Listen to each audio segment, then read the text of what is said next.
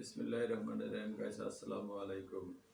আজ শুক্রবার বিকেল বেলায় সংবাদ পর্যালোচনায় এখন আমার সামনে যুগান্তর পত্রিকার একটি রিপোর্ট।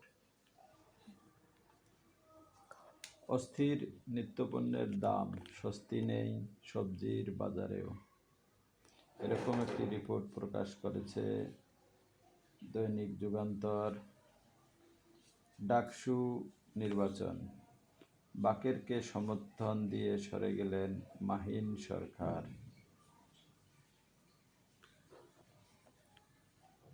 আজকের আরেকটি সংবাদ, ভোটের প্রচারে কোনো পোস্টার থাকবে না, বিলবোর্ডও সীমিত, এরকমভাবে একটি সংবাদ প্রচার করেছে দৈনিক সমকাল। তারপরে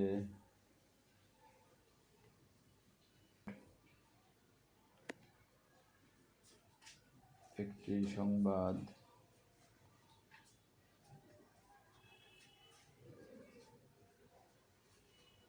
কাটবে।